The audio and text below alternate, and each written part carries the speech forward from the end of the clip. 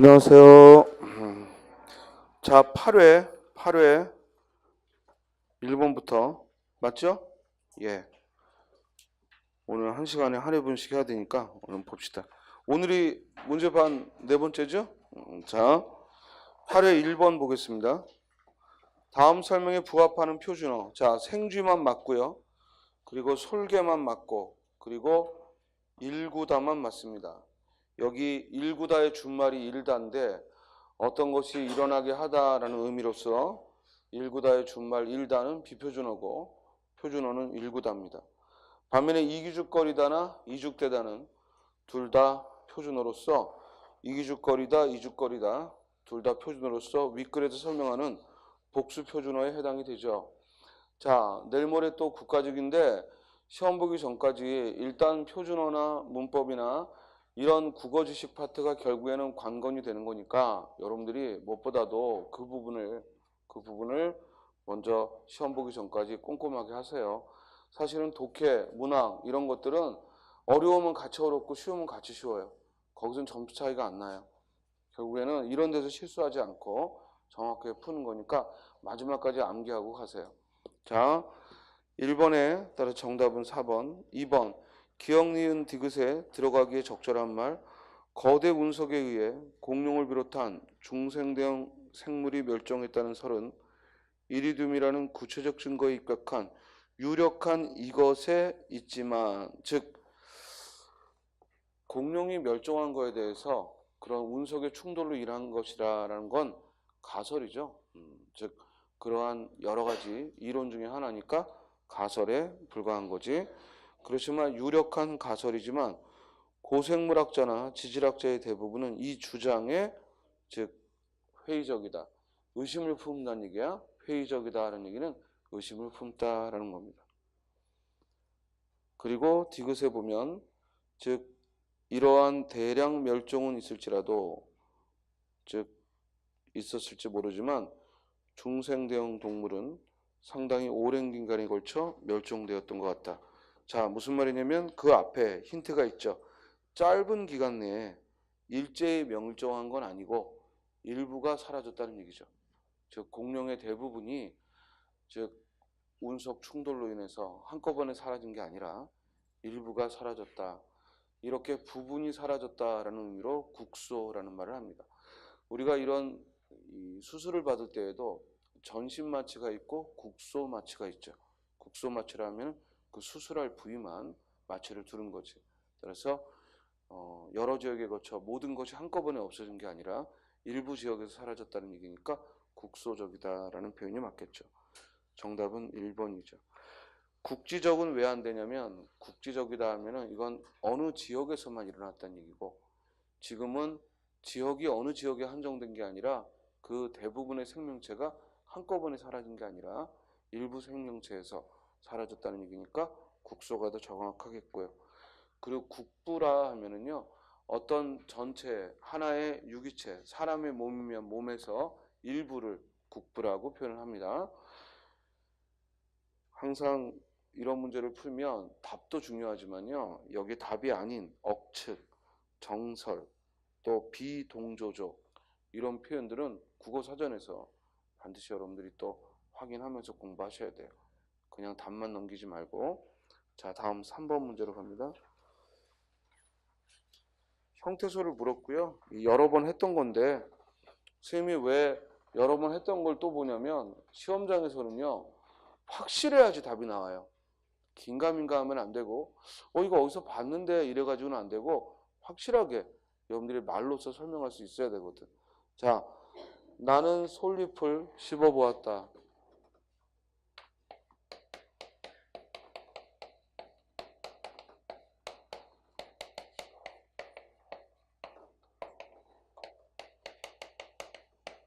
이때 보다는 보조용언이죠. 보조용언이고, 따라서 연결음이 어가 이어지니까 뭐 붙였어도 상관은 없습니다만 원칙은 반드시 띄었어야죠. 자, 나는 솔잎을 씹어보았다 하면은 몇 어절이냐면 4어절이죠. 그죠? 그리고 단어는 어절에 조사의 수를 더하는 거니까 조사가 는과 을이 있으니까 단어는 몇 개? 6단어입니다. 이 6단어들의 이 6단어들의 즉 이름을 물어보는 게 품사고 이 어절의 문장에서의 기능을 물어보는 게 문장 성분이지. 이해돼? 그럼 문장 성분 불러볼까? 먼저 문장 성분을 찾으면 맨 먼저 뭐부터 찾으라고? 서술어. 서술어 뭐예요? 씹어 보았다죠. 용어는 두 개지만 하나의 서술어로서 기능을 합니다. 주어는 뭐야? 나는. 목적어는 솔잎을. 다음에 이제 단어가 6개면 이 단어들의 이름, 곧 품사를 불러보라 하면 앞에서부터 대명사, 조사, 명사, 조사, 동사, 보조, 동사. 그렇죠? 보조용어는 보조용어대로 역시 니은다가 결합되는지를 보고 판단하면 되고 다음에 이제 형태소를 나눠보면 나와 는에서는 더 쪼갤 게 없고 솔잎은 솔이라는 명사와 잎이라는 명사가 만난 합성어니까 솔과 잎으로 쪼개고 그렇죠? 이 용어는 어간 어미로 나눠야죠. 따라서 어간 씹과 어미 어 그리고 어간 보와 선어말 어미 앗 그리고 어말 어미 다로 쪼개야죠. 답은 1번이고요. 자, 형태소의 종류를 불러봐야죠. 형태소의 종류 일단 실질 형태소냐 형식 형태소냐 불러보면 실질, 형식, 실질, 형식, 실질, 형식. 즉 조사, 어미, 접사는 형식 형태소고 그 외에는 실질 형태소라고 했습니다. 다음에 형태소를 나누면 자립과 의존으로 나눠보죠. 불러봐요. 자립, 의존, 자립, 의존. 의존. 그래서 어간은 실질 형태소지만 의존 형태소다라고 했습니다. 다음 4번 문제. 자, 요즘 문법 문제가 대체적으로 이런 추세죠. 문법적 설명을 해주고 그 설명과 부합하는 예를 물어보는 거예요. 따라서 이 문법 설명을 얼마나 재빠르게 읽느냐가 관건이야. 이걸 너무 꼼꼼하게 쳐다보지 말고 이미 대부분의 문법 설명은 여러분들이 아는 게 나올 겁니다. 따라서 재빨리 내가 알고 있는 어떤 내용인가 접근하라 이거지. 자, 보기의 지문을 보면 명사의 다를 결합하면 명사일 때 구체적 의미가 그대로 살아있는 동사가 되는 경우 밑줄 치고 결국 여기서 설명하고 있는 것은 명사 뒤에 그대로 즉 다가 결합되어서 동사로서의 역할을 하는 경우를 쓴 거야. 그러면서 예로서 뭘 들어줬죠? 누비다를 들어줬어요. 그럼 아래에서도 뭉치라는 명사에 다가와서 뭉치다가 그리고 빛이라는 단어 뒤에 명사 뒤에 다가와서 빛다가 신이라는 명사 뒤에 와서 신다가 2번, 3번, 4번은 모두 해당이 되지만 1번에 살다 했을 때 그 살은 어간 살은 명사가 아니고 살다는 단일어죠. 그리고 여기 사람이나 동물의 뼈를 싸고 있는 부분인 이 살에 다가와서 살다가 만들어진 건 아니죠. 정답 몇 번? 1번. 다음 5번. 표준어 사용이 알맞지 않은 것. 먼저 밑줄이 없어요. 밑줄이 없을 때에는 즉 이게 어디를 묻고 있는지 이걸 찾는 것부터가 실력입니다. 1번. 관골에 그어진 흉터 때문이지. 그러나 그것은 과히 흉없지 않을 만큼 엷었다. 뭐 물어본 거예요? 흉없다. 이때 흉없다라는 낱말은 비읍입니다. 비읍 시옷이 아닙니다. 비읍이고 오히려 뜻이 뭐예요? 흉이 있다는 거예요. 흠이 있다는 거야. 그걸 흉없다라고 합니다. 이 낱말의 뜻도 자주 물어볼 수 있습니다. 비읍 받침이야. 비읍 시옷이 아니야. 비읍 시옷에 흉없다는 없어. 즉 비읍에 흉없다. 맞게 썼고 따라서 그건 가히 흉하지 않을 만큼 엷었다. 이런 뜻입니다. 따라서 흉없다라는 말은 흉하다라는 뜻입니다. 이해됐어요? 흉없다 하면 흉하다라는 뜻입니다. 2번.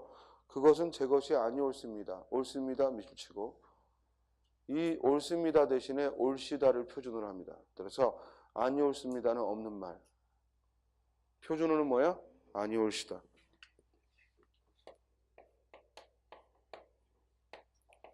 표준어는 아니옳시다라고 해야죠. 정답은 2번. 3번 남에게는 하찮게 보일지라도 나에게는 중요하고 대견스럽고 옹골져 보이는 척들이 적지 않다. 여기서 물어본 건 옹골지다죠. 옹골지다, 단단하고 야무지다 라는 의미입니다. 옹골지다. 다음 4번 그의 말하는 본새가 화가 난 말투였다. 여기서 물어본 건 본새죠.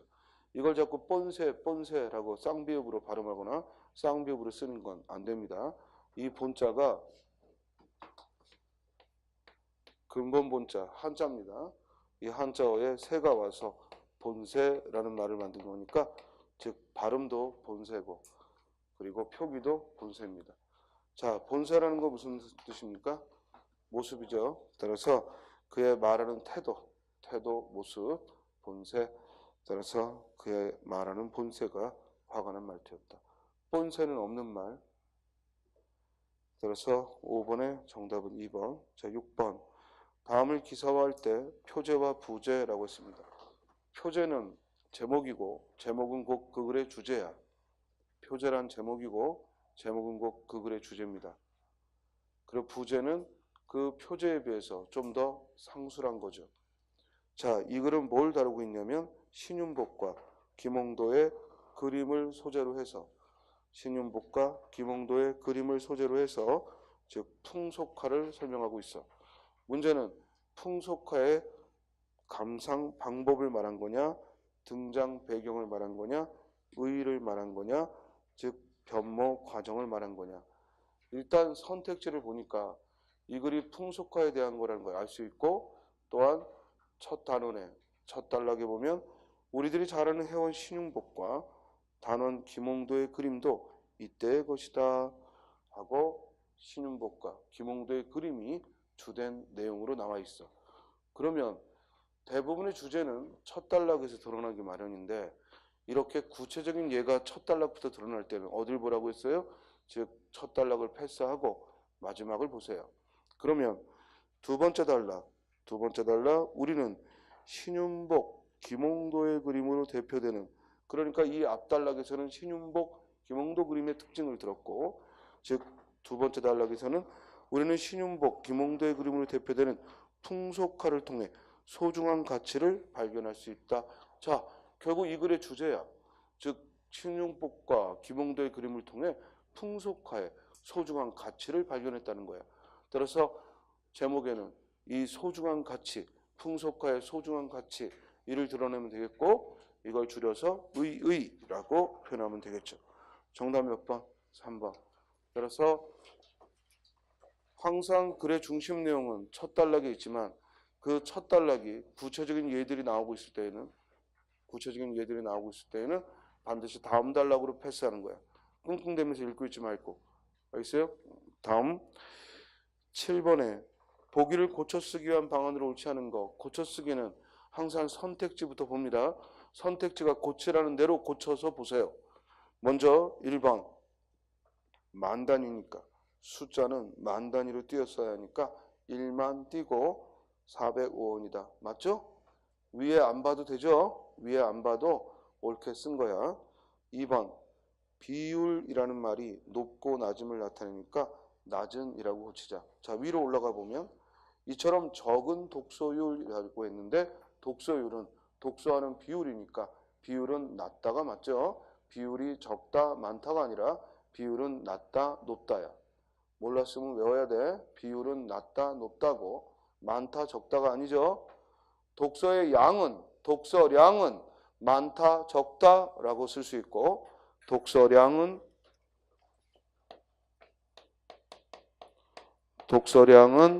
많다 적다라고 쓸 수 있고 반면에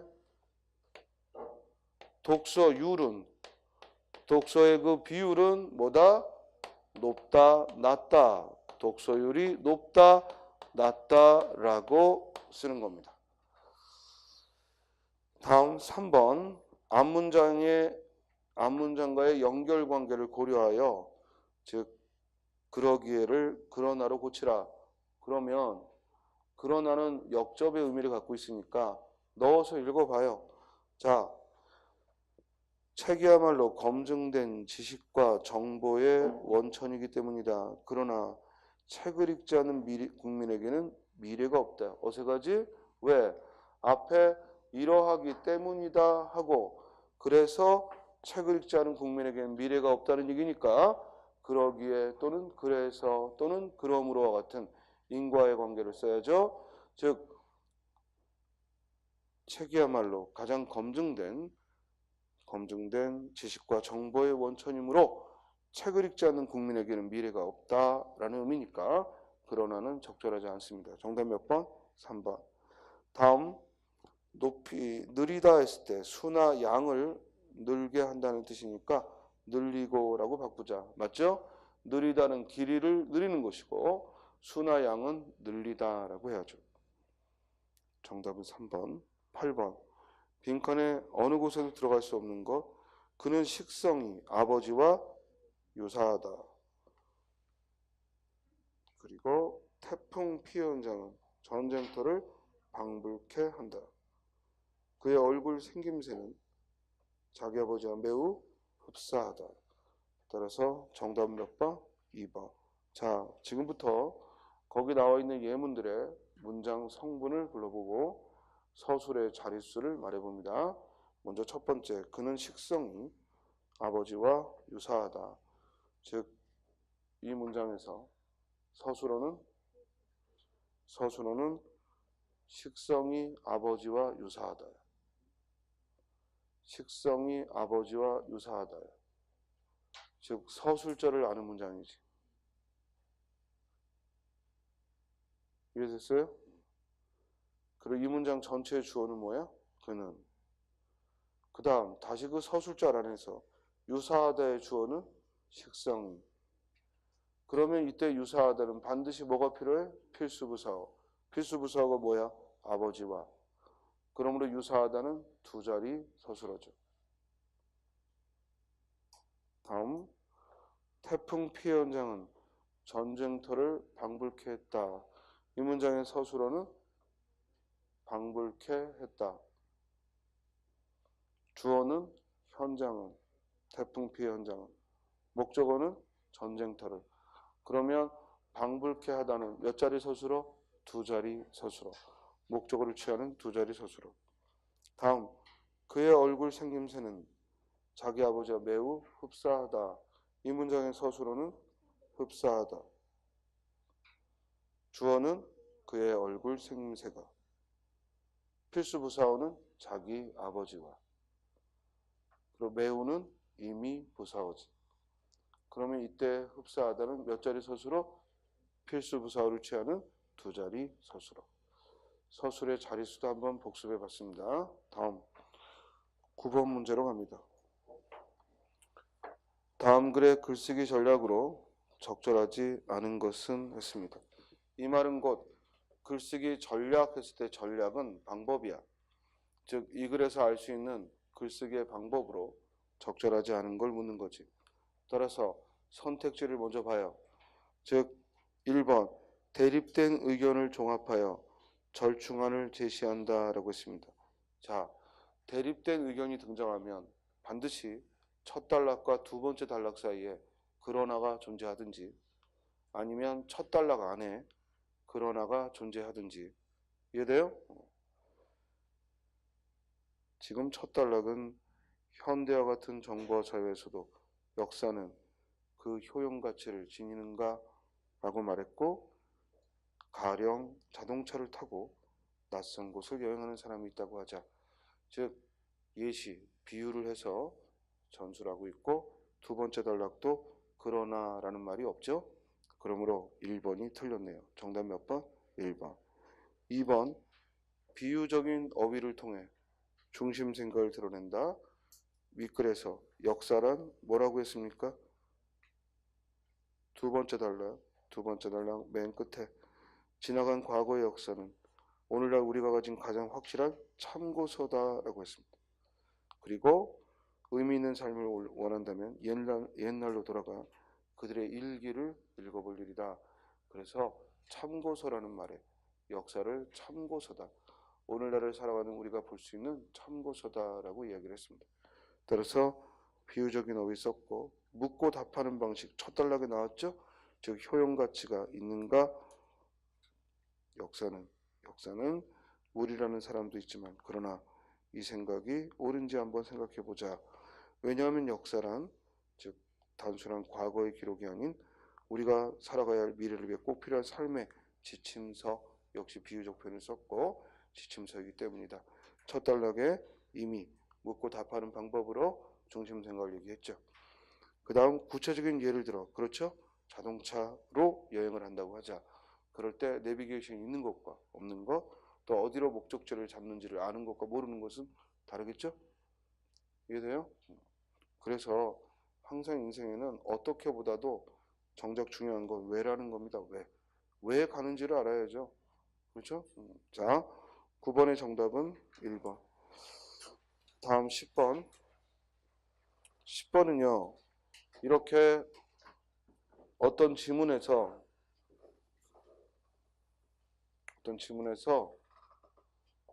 이론적 설명을 해줍니다. 그런 다음에 그의 적절한 게 뭐냐 이걸 묻는 거죠. 내일 모레 국가직 보면 이런 문제가 반드시 나올 거란 말이야. 그러면 어디서 배우지도 않았던 내용이 나올 수 있어. 이해돼? 전혀 듣도 보도 못한. 그러면 그건 뭘 묻는 거냐면 여러분들이 그 짧은 시간 안에 여기 주어진 글을 정확히 이해하고 그걸 적용해 볼 수 있는 능력이 있느냐 이 문제야. 그러니까 그 적용 능력을 묻는 거니까 독해와 적용 두 가지 능력을 묻는 거니까 생전 처음 보는 걸 낼 수밖에 없죠. 자, 여기서는 뭘 얘기하고 있냐면 속담의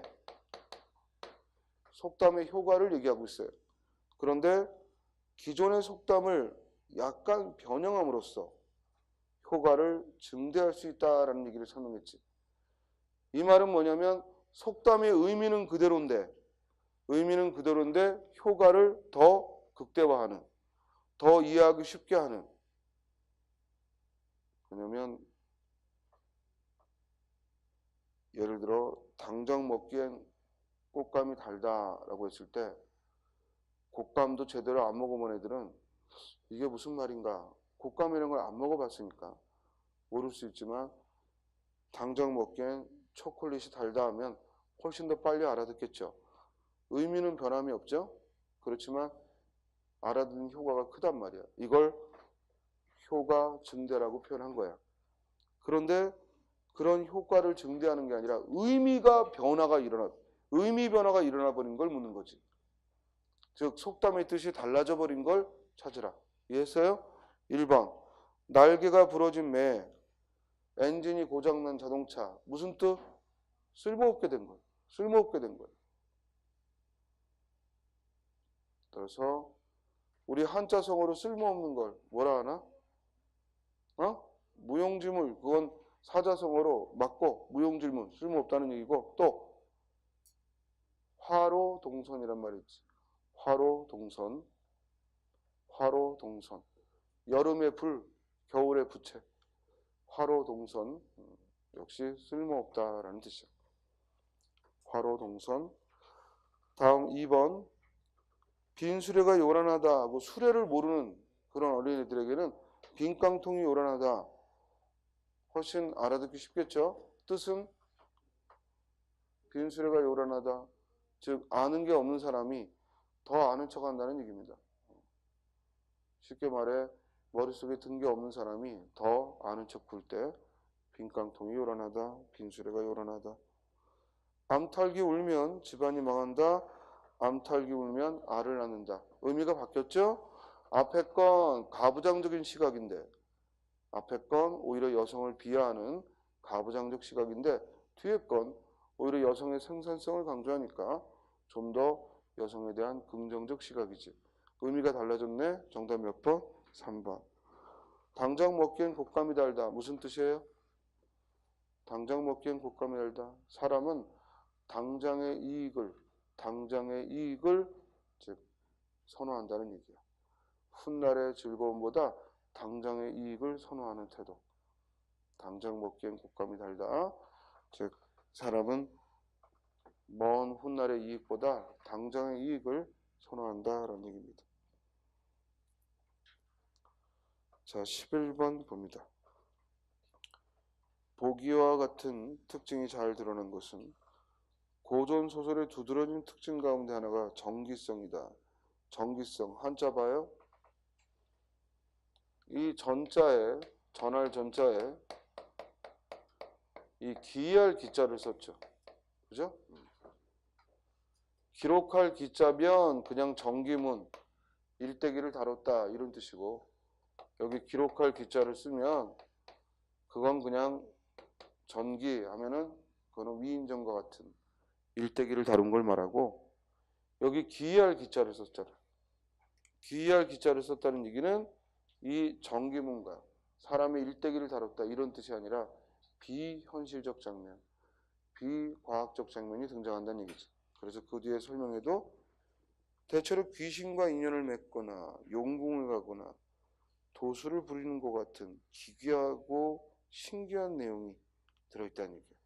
그래서 고전 소설에서는 이런 기괴한 내용들이 많이 들어있기 때문에 이를 고전 소설의 전기성이라고 하는 거야. 자, 조심해.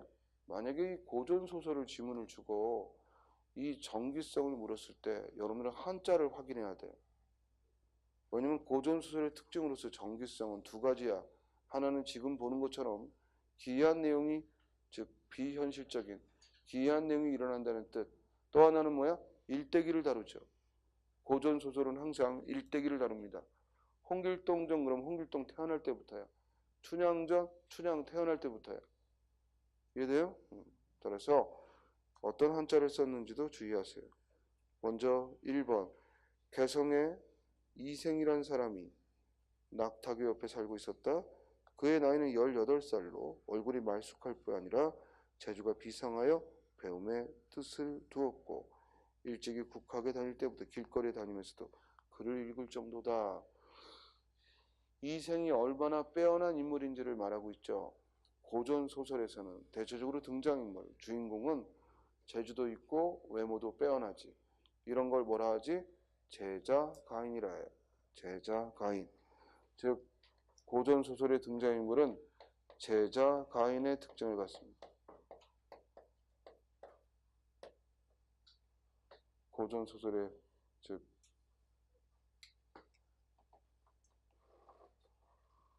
등장인물은 제자 가인의 특징을 갖습니다. 따라서 재주가 있고 용모가 빼어나다. 제자 가인의 특징을 갖습니다.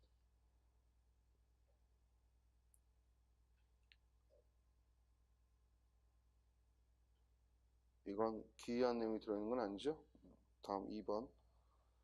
과연 그달부터 태기가 있더니 10달 만에 일개 옥동자를 낳았는데 생김새가 비범하여 실로 영웅호굴의 희상이었다. 공은 한편으로 기뻐하면서도 정실 부인의 몸에서 태어나지 못한 걸 안타깝게 여겼다. 역시 등장인물의 제자 가인의 성격. 태어날 때부터 비범한 기상을 타고 태어났다. 즉 등장인물의 비범성을 제자 가인의 비범성을 드러낸 겁니다. 3번 그 고을 군수가 새로 부임할 적마다 을의 그 집에 몸소 찾아가 경의를 표했다. 그는 살림이 가난한 탓으로 해마다 관가에서 내는 환자를 타먹으며 그럭저럭 해를 지내고 보니 어느덧 천섬의 부채를 지게 되었다. 자, 고전 소설은 묘사보다는 서술 위주라는 거지. 즉 구체적인 묘사보다는 서술 위주. 그래서 구체적인 묘사보다는 서술 위주의 서술 위주의 표현을 한다는 것. 이렇게 짧은 몇 문장으로 스토리를 소개를 하고 있죠. 그래서 구체적인 묘사보다는 서술 위주의 표현을 한다는 특징이죠. 자, 4번에 보면 고려 때 한생이 살고 있었는데 젊어서부터 글을 잘 지어 조정에까지 알려지고 문사로 평판이 있었다. 하루는 한생이 거실에서 해가 저물 무렵에 편안히 앉아 있었는데 호련 푸른 저고리를 입고 두건을 쓴 난관 두 사람이 공중으로부터 내려왔다. 즉 기이한 내용이 펼쳐졌네요. 따라서 고전소설의 전기성, 바로 기이한 내용이 등장하고 있지. 정답 몇 번? 4번. 주의할 거 이생규장전이나 용궁 부연록은 모두 김시습의 금오신화에 들어있는 김시습의 금오신화에 수록된 한문 단편 소설이죠. 김시습의 금오신화에 수록된 한문 단편 소설. 자, 홍길동전은 조선 후기 최초의 한글 소설로 알려져 있고, 양반전은 그보다 더 뒤에 조선 후기의 박지원이 즉 양반들의 행태를 비판한 양반전을 썼습니다. 자, 시대 순으로 한다면 1번, 4번이 맨 앞에 가겠고, 그리고 2번 다음에 3번이 되겠죠. 이해됐어요? 자, 12번. 기억의 상황에 적용하기에 적절한 한자 성어는 했습니다. 밑줄 친 기억은 운영전의 일부죠. 운영전은 지난주에 얘기했던 것 같은데, 운영전은 조선 후기 소설로서 우리나라에서 유일하게 비극적 결말의 소설입니다. 비극적 결말의 소설이 운영전이죠. 이 운영전은 또한 액자 구성을 취하고 있습니다.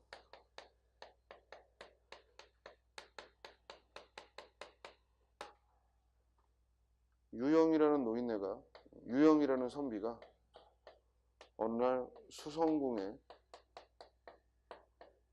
초대를 받아서, 즉 수성궁은 예전 양평대군의 즉 궁으로 알려져 있던 곳인데, 수성궁에 초대를 받아서 술을 너무 많이 먹어서 그 자리에 잠이 들어요. 그리고 그 꿈속에서 운영과 김진사를 만납니다. 그리고 이 김진사로부터 운영이라는 궁녀와 얽혀있는 사연을 듣죠. 그리고 꿈에서 깨어보니까 바로 자기 앞에 운영전이라는 이름의 소설이 놓여있더라 하는 겁니다. 따라서 중심 이야기는 운영과 김진사의 비극적 러브스토리가 중심 내용이고, 겉 이야기는 유영이라는 인물이 운영전이라는 소설을 발견하게 된 즉 내용이 겉 이야기죠. 박지원의 허생전도 똑같아요. 허생전도 즉 윤영이라는 노인에게서 즉 허생에 관한 이야기를 짓고 그 허생전이라는 이야기를 소설로 남긴다, 이렇게 얘기를 했거든. 그러니까 이렇게 겉 이야기, 즉 유영이라는 인물이 운영전이라는 소설을 알게 된 이야기가 겉 이야기고, 그 유영의 꿈속에서 즉 운영과 김진사의 사연을 듣게 된 게 속 이야기, 중심 이야기라고. 그래서 이 꿈을 제재로 했기 때문에 운영전을 일명 수성궁 몽유록이다라고 합니다. 일명 수성궁 몽유록이다. 이 운영전을 그래서 일명 수성궁 몽유록이다라고 이야기를 합니다.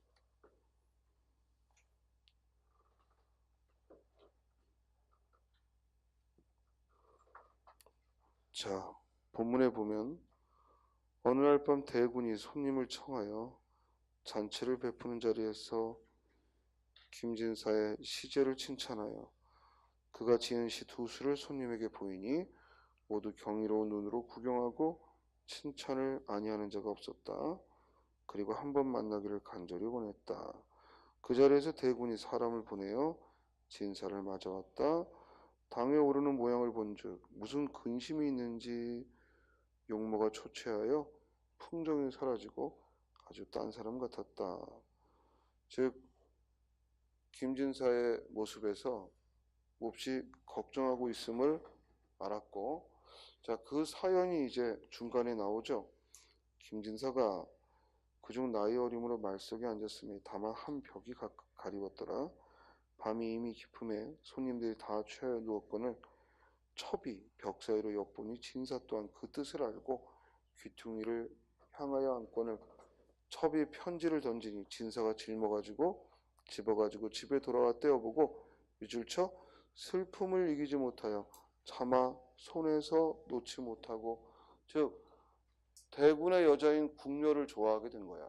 또 궁녀도 김진사를 좋아하게 됐고, 그래서 서로 이게 들통나면은 죽게 생겼으니까 서로 말을 못하고 이 애절하게 상대를 염려하고 사모하고 있는 거죠. 그러므로 이에 답장을 써 붙이고자 하지만 청조가 없는지라. 이때 청조란 메신저, 중간에 메신저 노릇하는 그 메신저가 없기 때문에, 즉 편지를 전해주거나 소식을 전해주는 그 메신저가 없는지라 홀로 가슴만 태울 뿐이다. 혼자 애태우고 있다는 거죠. 따라서 가장 적절한 거 뭐야? 노심초사죠. 노심초사란 걱정하고 있음을 말하고, 좌불안석은 뭐야? 불안해서 제자리에 있지는 못하는 거지. 불안해서 제자리에 있지 못하는 걸 말하고요. 절치부심은 분해서 일을 가는 거지. 분해서 일을 가는 걸 절치부심이라 합니다. 은인자중하다는 얘기는 즉 숨어서, 즉 물러나서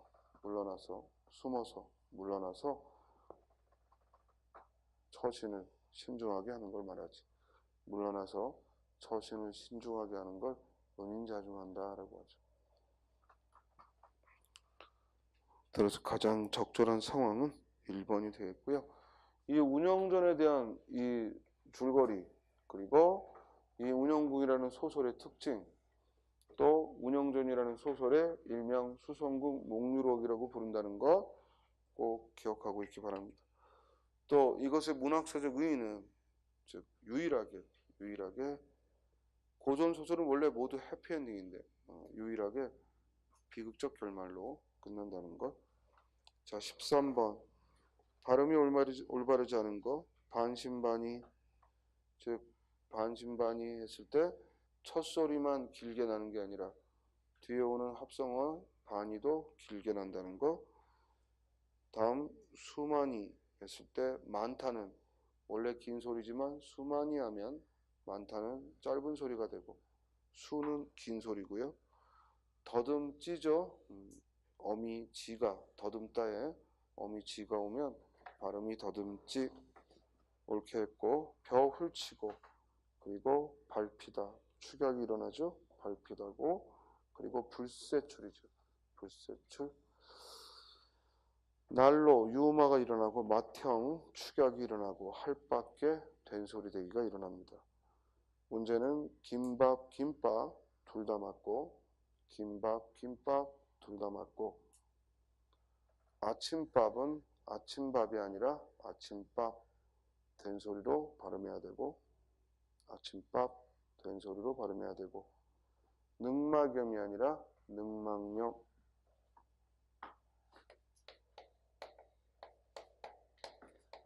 자, 능막염이죠.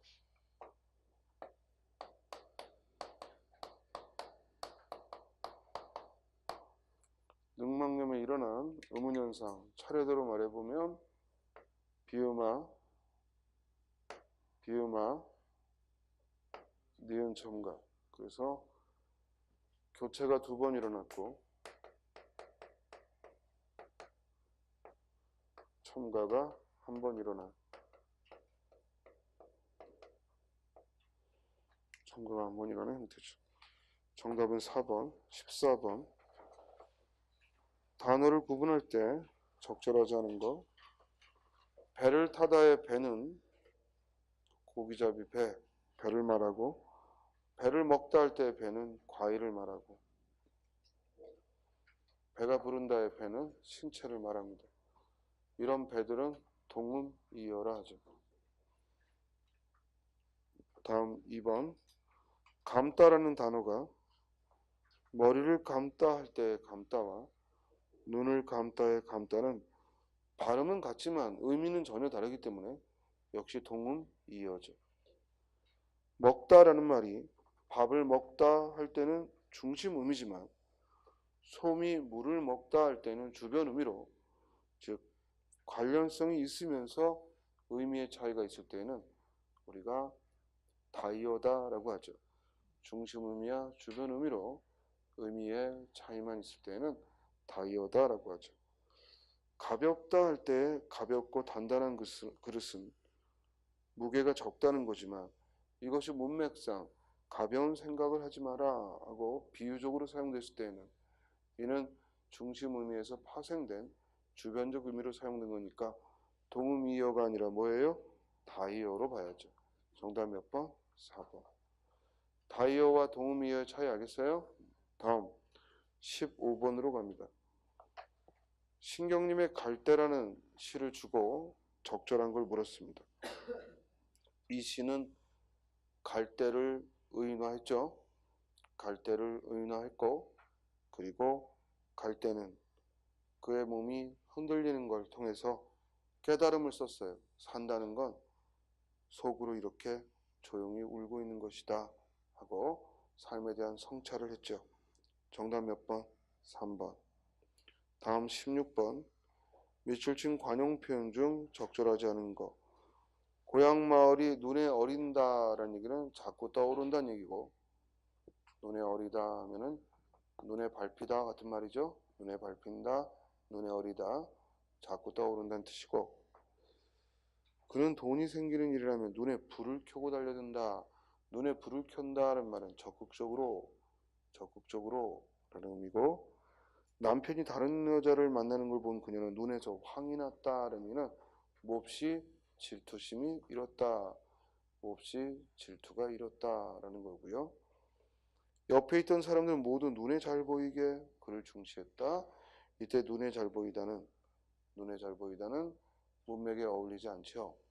우리 눈에 잘 보이게 하려고 했다는 게 우리 흔히 눈도장을 찍는다라고 하고, 이건 무슨 뜻이에요? 상급자에게 즉 눈에 띄게 하다, 상급자의 마음에 들게 하다, 이런 의미로 눈에 잘 보인다라는 말을 하죠.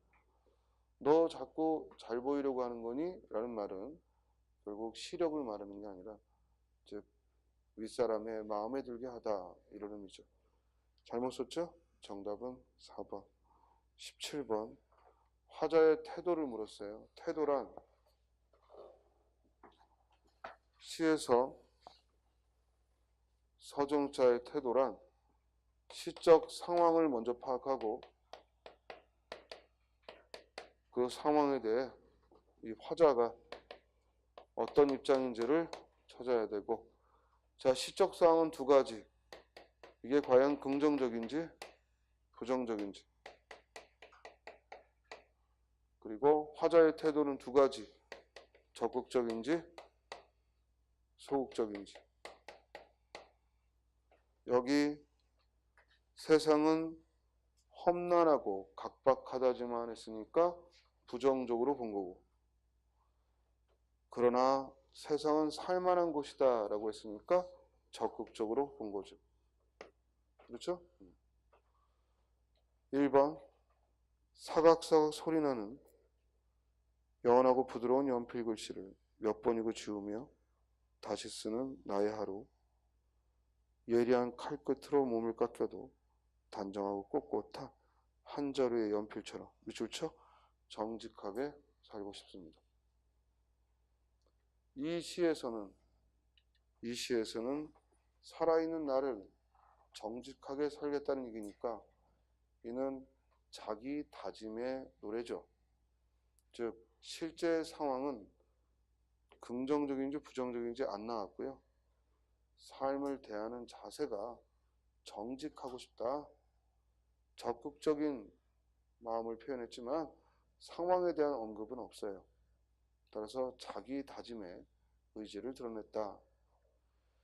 반면에 2번은 이적진, 이때까지 말로써 풀던 마음, 말없이 사귀고 얼마 더 너그러워져 이 생명을 살자. 황송한 추견이라 알고 한 세상을 누리자. 자, 이제까지는 말로써 풀었어.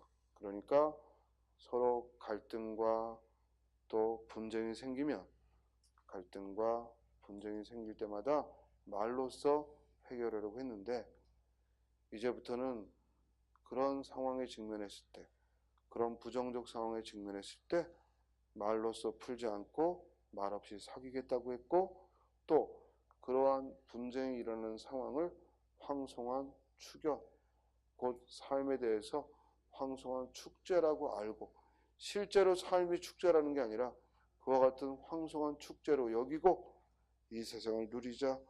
역시 부정적인 그런 상황에 대해서 매우 적극적인 의사를 표현했죠. 정답은 2번. 3번은 뭐뭐하게 하소서 기도하고 있죠. 이런 태도를 우리가 기구적이다라고 해요. 기도하여 간구하는 태도, 즉 몹시 기도하고 간구하는 태도, 기구적이다라고 합니다. 역시 이때도 상황에 대해서 즉 긍정 부정은 없고 다만 한 사람을 택하게 하고 시간을 가꾸게 하라 하고 기도하고 간절히 바람을 드러내고 있어요. 4번은 흐르는 것이 물뿐이랴 우리가 저와 같아 강변에 나가 삽을 씻으며 이때 삽을 씻는다라는 행위에서 우리는 화자가 노동자임을 짐작하게 되고 거기 슬픔도 퍼다버린다. 일이 끝나 저물어 스스로 깊어가는 강을 보며 쭈그려 앉아 담배나 피우고 나는 돌아갈 뿐이다. 소극적이죠? 적극적으로 자신의 삶을 바꿔보려는 의지가 아니라 소극적인 태도로 임하고 있습니다. 17번에 정답은 2번. 18번 아래 글쓴이의 관점이 상통하는 반응은 이 글은 정약용 선생이 상론이라고 했죠. 이 상이라는 것은 이 글에서는 관상이야 관상. 그러니까 사람을 관상, 타고난 바로 보지 말고 그의 재능과 능력을 실제로 보자라는 거예요. 그래서 마지막에 사서인이 상을 믿으면 직업을 잃고 경대부가 상을 믿으면 친구를 잃고 임금이 능력을 안 보고 그 관상을 보면 상을 믿으면 신하를 잃는다라는 얘기죠. 따라서 이 글에서 말하고자 하는 즉 바에 대한 반응은 4번이죠. 즉 외모보다는 관상을 즉 바꿔보려고 하기보다는 능력을 길러야겠다라는 얘기입니다. 19번 밑줄 친 한자성을 쓰임이 옳지 않은 거 각자 도생 즉 글자 그대로야. 각자 살 길을 모색한다 이 말이지. 각자 살 길을 모색하는 방법으로 이 어려운 상을 헤쳐나가자. 각자 도생의 반대말은 뭐겠어요? 일심동체로 한마음 한뜻으로 일심동체로 이런 말이 반대말이 되겠죠. 노인의 설명은 자기의 취미에 맞도록 격화 소양하는 바람에 거의 반쯤은 흘려들어야 한다. 자, 자기 취미에 맞게 말을 자기 취미에 맞게 끌어 말하는 거야. 격화소양은 임시 방편적인 일이고 격화소양이라는 말은 임시 방편적이라는 얘기고 이 문맥상 들어가야 될 내용은 이 노인이 설명을 하는데 자기 취미에 맞도록만 이야기를 끌어간다는 거예요. 그렇지? 아전인수식으로 제 취미에 맞게 아전인수식으로 즉 표현하고 있는 거죠. 정답은 2번이죠. 자, 돌아가신 어머님 생각에 풍수지탄을 금할 수 없다. 우리 풍수지탄은 미처 다하지 못한 효고 맥수지탄은 뭐라고요? 나라 잃은 서름이고 맥수지탄은 나라 잃은 서름이고 풍수지탄은 미처 다하지 못한 효죠.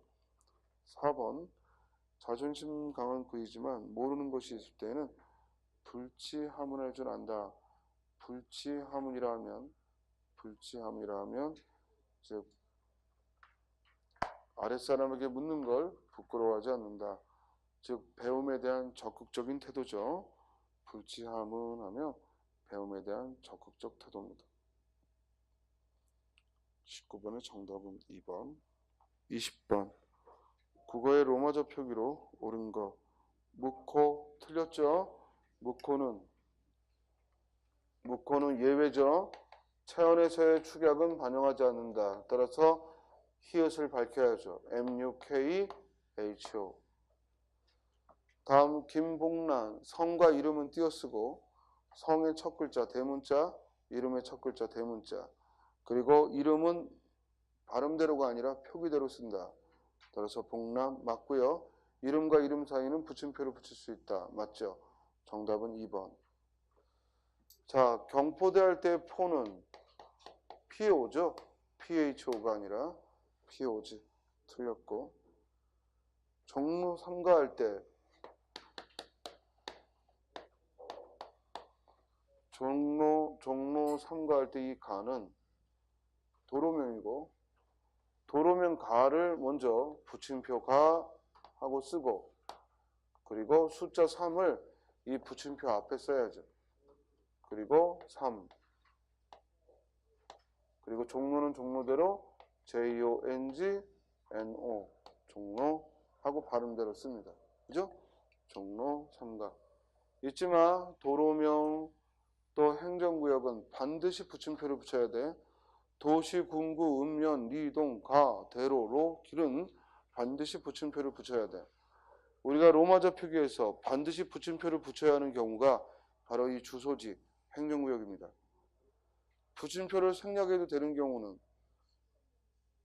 붙임표를 생략해도 되는 경우는 언제입니까? 없습니다. 없어요. 주소지에 붙임표 생략 못합니다. 행정구역에서 생략할 수 있는 건 붙임표가 아니라 행정명 자체를 생략할 수 있지. 그게 뭐야? 시, 군, 읍. 시, 군, 읍은 시, 군, 읍을 생략할 수 있는 거지 붙임표를 생략하는 게 아니라고. 이걸 헷갈리면 안 돼. 붙임표는 절대 생략할 수 없어. 아예 행정구역인 시, 군, 읍이 생략 가능한 거지. 이해돼요? 여기까지 잠깐 쉬었다가 9회로 가죠.